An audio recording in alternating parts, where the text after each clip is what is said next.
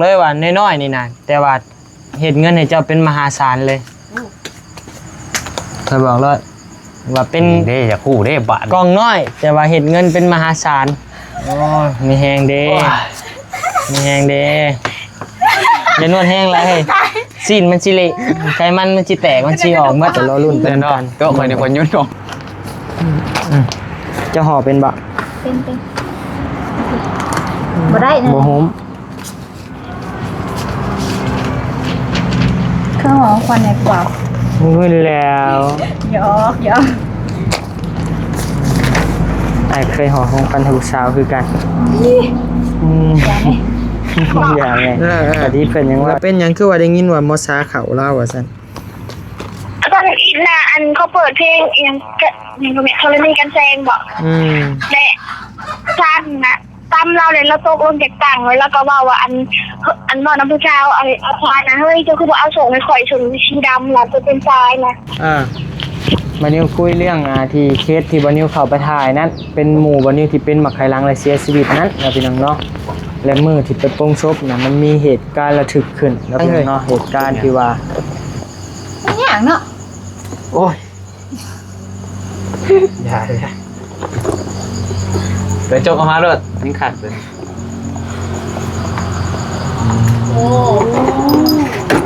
อีกอย่างนี่เฮ้ย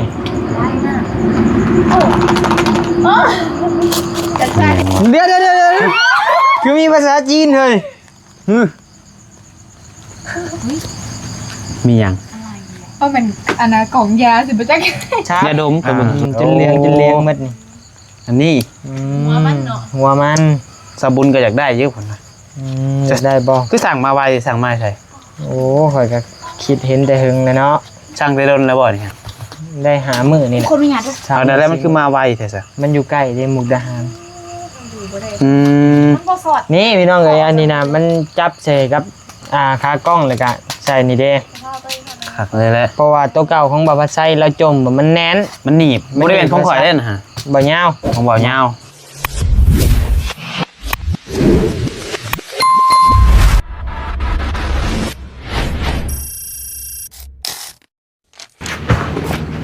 กล่าวทักทายสบายดีเด้อพี่น้องเด้อเนาะ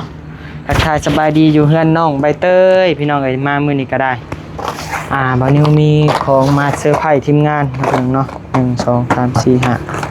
5อันพี่น้องเอ้ยเนาะนี่มีของมาเซอร์ไพรส์ทีมงานนะพี่น้องเนาะใช่ปึ้มก็ได้ยันมายันมุมฟังบ่เห็นดียันมาเบิ่งอีกก็ได้ยันกล้องบ่เห็นพี่น้องเอ้ยตุ่มเทียนแล้วเคียนขยามันจีบเผากลางเอาเดี๋ยวทางบันนี้สิเฮ็ดของเซอร์ไพรส์พี่น้องเอ้ยเนาะของเซอร์ไพรส์ทีมงานนี่แหละสิเป็นภายในก็รอรุ่นไปนำกันพี่น้องเอ้ยจะห่อเป็นบ่เป็นบ่ได้นะบ่หุ้มเครื่องหอมควันในกว่าหุ้มแล้วยอกไอ้เคยห่อของกันทุกสาวคือกันอย่าแม่วันนี้เพิ่นยังว่าได้คือบ่มีห่อให้หมูห่อไปนอนเกลือเด้ใช่ป่ะพี่น้องเอ้ยมาแล้วก็บ่ว่ารายเรื่องในห่อเลยได้นี่ได้บัดนี้สิเสื้อผ้าภายในกะเราลุ้นรอชมไปนำกันเด้อพี่น้องเด้อเนาะไผสิได้แน่นี่ก็เป็นเงินส่วนตัวบัดนี้นี่แหละซื้อมาพี่น้องเอ้ยเนาะสั่งมาหลายอันก็เลยว่าแบ่งปันแน่นะพี่น้องเนาะบ่แม่นบ่เฮาบ่ยังบ่ได้อาบน้ำเด้อบ่แล้วอ้ายก็บ่อาบคือกันบ่เฮาเปียกนำเด้อ้ายก็เปียกคือกันตากฝนอ้ายก็เปียกคือกันการเริ่มมาละเริ่มยังอาการเริ่มมาละอาการเป็นไข้นะบ่ตัดให้มันหน่อยลงพอดีห่อสบายพอมันแต่งตะมุตะมีเดนี่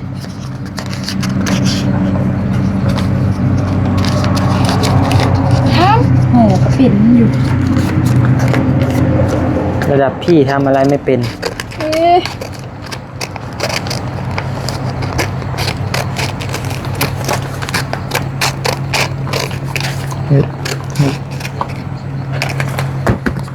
รอลุ้นรอชมไปนำกันพี่น้องเอ้ยว่าไผสิได้นะพี่น้องเนาะเป็นแนวบ่ใหญ่ดอกพี่น้องเอ้ยเป็นแนวน้อยๆนี่แหละแต่ก็มีคุณค่าทางจิตใจพี่น้องเอ้ยอืม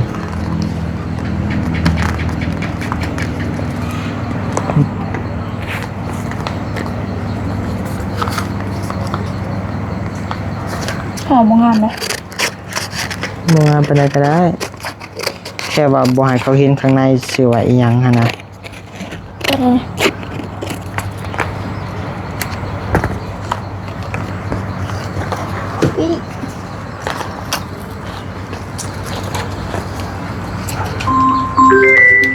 ใครโทรมาโจ้กล้องให้นะเบอร์ไผวะนี่วะ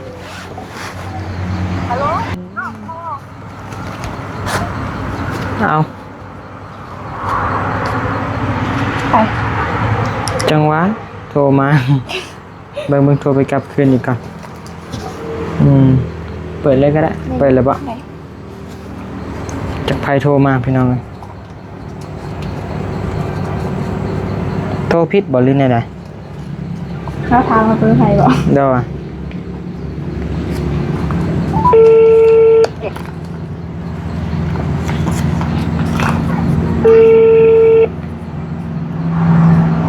ฮัลโหล โดยเจ้าสบายดีอันเจ้าจะโทรหาภายนอกแม่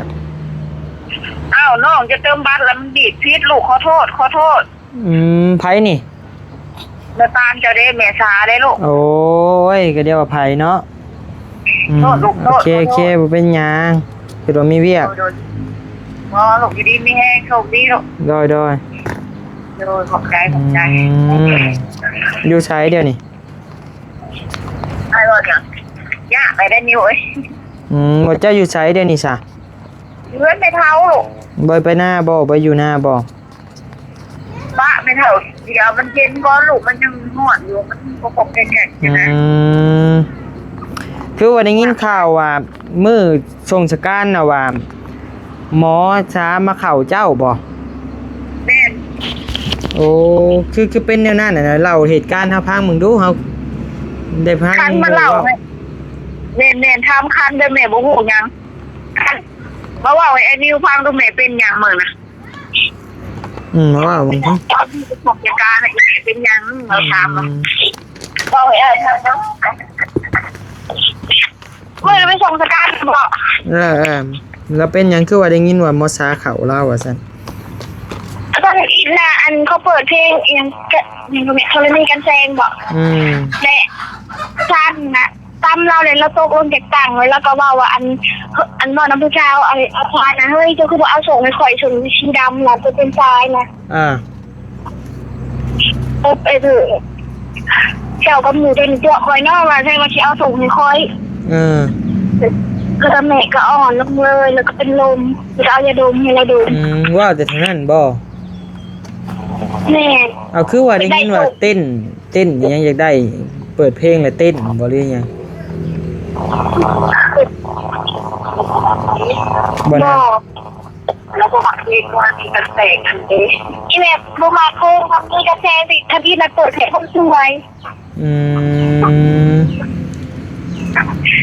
แต่แม่บ่ฮู้หยังเลยบ่ตอนน่ะบ่รู้อ่ะจนเอามาในห้องบ้านมีไปส่งผู้ซื้อโตเขาเอาเครื่องให้เพิ่นบ่บัดซะแล้ววะเขาลืมยังเด้ลูกตัวนั้นเขาหากระฝากมาให้อย่าแล้วสามีแต่อย่าแล้วอยู่ดีมีแห้งบัดนี้มันผ่านไปแล้วโดยอยู่ดีลูกอ่ะโอเคท่านโดยนะพี่น้องสิงงว่าบ่นิวคุยเรื่องหยังกันนะพี่น้องเนาะบ่นิวคุยเรื่องที่เคสที่บ่นิวเข้าไปถ่ายนั้นเป็นหมู่บ่นิวที่เป็นมักไคลังและเสียชีวิตนั้นนะพี่น้องเนาะและมื้อที่ไปโปงศพน่ะมันมีเหตุการณ์ระทึกขึ้นนะพี่น้องเนาะเหตุการณ์ที่ว่าทางบ่าวชานี่นะผู้ที่เสียชีวิตมาเข้าร่างแม่นะพี่น้องเนาะมาเข้าร่างแม่แล้วว่าเว้ากับผู้คนในแถวนั้นน่ะว่าเป็นหยังเจ้าคือบ่ส่งสีดำให้ค่อยว่าซั่นนะประมาณนี้แหละมาเข้าแม่ตัวเองนะ แล้วก็วันนี้ก็บ่ฮู้เรื่องเบื้องลึกเบื้องหลังดอกว่าเป็นแนวใดเห็นแนวใดมาก่อนนะเฮ้ย กำลังตั้งใจเห็ดอยู่ ตั้งใจเห็นหรือตั้งใจพัง ตั้งใจเห็ด ห่อ3 กล่องก่อนก็ได้อีก2 กล่องเดี๋ยวเอาไว้ใส่เองเพราะว่าของบานิวกับฮักคือกันบอกของอายเป็น บ้านมันจะห่อแบบน้ำกว่าห่อเลย งามกว่าจะบะผู้ชายห่อกับผู้หญิงห่อต้องผู้หญิงห่อ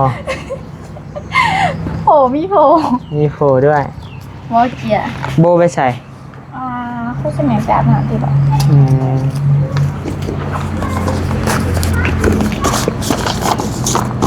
มีแต่รถรุ่นไปทำการว่าใครสิได้เดี๋ยวพี่น้องเด้อใครอยากให้ผู้ใดได้กับบอกมานะพี่น้องเนาะคอมเมนต์มามีคอมปริศนาอยู่ข้างใน ไม่ดูละ หูเละเพิ่นเป็นหูผู้ห่อเนาะ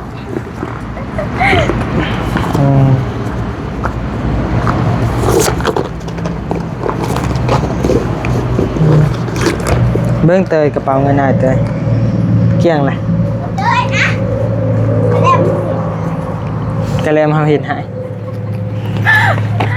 กินแล้วนะ เจะเห็นเองบ่นะ ซื้อขนมไหว้กัน ช่างเห็ดช่างทำเจ้าก็ได้พี่น้องเอ้ยจังน้อยจังว่ากันนะพี่น้องเนาะเดี๋ยวถ่าครูคนมาก่อนเดี๋ยววันนี้สิเซอร์ไพรส์ให้เบิ่งพี่น้องปลอดภัยนะพี่น้องเนาะงานนี้มีเซอร์ไพรส์อีกแล้วน้องใบเตยเห็นมันแล้วในแม่ของเพิ่นไง เอาสิแล้ว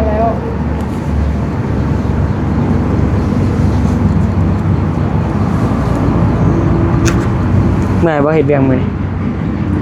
ไม่อยู่ได้หนาทีเขาเนาะ กันบ่เห็นเฮาก็บ่ได้เนาะ น้ำกระป๋องไปซอยให้แล้ว พอคักหลายพอมันดังก็อยู่พอแล้ว บ่เขาแก่ยากด้วย ให้เข้าแจงแกยังไปเอาสกอตใหญ่มาเลยโลดจ้ะ พันแบบ โอเคกล่องปริศนาพี่น้องเอ้ยพี่น้องกับโบฮู้ไผกับโบฮู้นะพี่น้องเนาะมีแต่บานิวกับน้องใบเตยฮู้2 คนไปโอเคพี่น้องเอ้ยอยู่ดีไม่แห้งเดี๋ยวรอถ่าทั้งทีมงานมาก่อนเนาะพี่น้องเนาะโดยพี่น้องเอ้ยเนาะเวลาก็สมมาพาควรละก็ได้บ่มุมกล้องเปิดแพทพร้อมก็ได้จักหน่อยก่อน พี่น้องเอ้ยเนาะกาพากันนั่งนั่งรวมกันจักเล็กจักหน่อยมาพี่มาพี่ชื่อคุณบ่มาพี่ มีนี่บ่ซั่น นั่งเรียงกันมีแนวว้าวแล้วได้ มีแนวเว้า มีแนวว้าวกะนี่แหละนี่ทั้งน้องสาวเจ้ากะโดนทั้งน้องสาวเจ้ากะอกหักหมดมือ ใช้อุ้ม และน้องโบนี่แหละ บ่ เบิ่งไ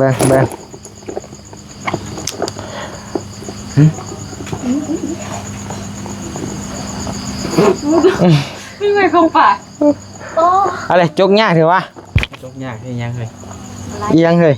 จกยัง ไม่ยากเนาะ โอ้ย อย่าไปจกออกมาโลดนี่ขัดเลย โอ้ อีหยังนี่เฮ้ย จะทราบถึงว่ามันยังเขาดูได้มันใจเท้าไทยถือห่อได้ห่อไทยลงห่อไทย คือนิบใส่ห้าวเฮ้ย รุ่น เอียง คือนิบใส่ห้าวได้ไหมโอ้มีรุ่นแล้วนี่ จากแรกบางทีอาจจะเป็นผู้เปิดเขาเป็นผู้ได้กับมีได้นี่พี่น้องไอ้กล่องปริศนาก ล้องเป็นยังวะ น้อยแต่แก้วบอกนะคอยบอกเลยว่าน้อยๆนี่นะแต่ว่าเห็ดเงินให้เจ้าเป็นมหาศาลเลยคอยบอกเลยว่าเป็น เด้อย่าคู่เด้บาท กล่องน้อย แต่ว่าเห็ดเงินเป็นมหาศาลโอ้ยมีแหงเด้มีแหงเด้อย่านวดแห้งไรเฮ้ยซีนมันสิเละไขมันมันสิแตกมันสิออกหมด เดี๋ยวเนาะตัวข่อยนี่คนยุ่นน้องหัวแล้วเนาะไอ้เตยไปเตยจับแขนจับเตยจับแขนกับคายุ่นน้องหัวบุ พี่น้องเอ้ยเนาะกะคะแนนว่า เฉลยเนาะเซอร์ไพรส์บ่ว่าใช่พี่น้องเอ้ยเนาะแต่ว่าอันนี้น่ะแบบสิเฮ็ดเงินเป็นมหาศาลเลยนะ เห็นบ่ แม่น เขาบอก ยังวะ เจ้าขาดเรือยังเอาในการเฮ็ดเวียกเจ้าในการเฮ็ดเวียกเจ้าขาดนะขากล้องยังน้อยแบบนี้ คือบ่ออกบาท ไม่ก็มีแหละ ก็คือยังก็ได้ กระเป๋าพายก็มี ในบนท้าเบียดจะขนาดนั้น เฮ็ดเวียกข่อย เป็นเบียดเจ้า บ่ฮู้ว่าเขาขาดหยังแต่ว่าน้องเบลเขาขาดขาดคนขาดดีกว่า เบลขาด เบลพุ่นขาดนะ มือถือถ่ายคลิปพอถ่ายคลิปพวกนี้ก็ใช่ มันใช่หน่วยนี่หน่วยเดียวนะมัน มันเป็นไปบ่ได้โทรศัพท์นี่ ก็น่าแล้วข่อยคุณบ่คือบ่บอกว่าเขาขาดหยัง ทำเลยได้จ้ะ รถขี่ก็มีเลย เอาเปิดเบิ้งซะ เปิดเบิ้ง ให้เจ้านี่แหละเอา จะใครจ้ะ ขอบใจเด้อ เบิ้งเบิ้งอีหยัง อิหยังวะ FC ก็ยังบ่ฮู้อีกข่อยเฮ็ดน่ะ เห็นบอก กล่องยังไปเตยไปเตยฮู้แล้วอันบ่ พูดแล้วโหกันเนาะ เห็นบ่ เหมือนใส่แกะได้นะแกะก้นก่อนนะก้น จีก่อนบ่ นะจี จิ ก็ กรถขยายแกะมันงับแกะนั่นแหละเฮ้ยลุงซ่าๆแน่แหละ เอามันตื่นเต้นเด้จ้ะ ภาษา อิหยังวะ เดี๋ยวคือมีภาษาจีนเฮ้ย มีหยัง เพราะมันอันน่ะกล่องยาสิบ่จัก ยาดมก็เบิ่งครั้งแล้ว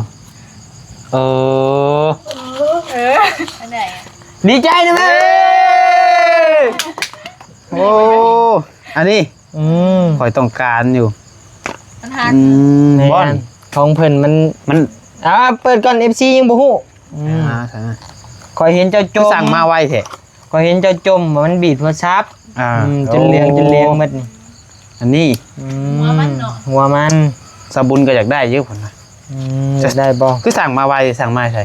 โอ้ข่อยก็คิดเห็นแต่หึงเลยเนาะ สั่งได้โดนแล้วบ่นี่ฮะ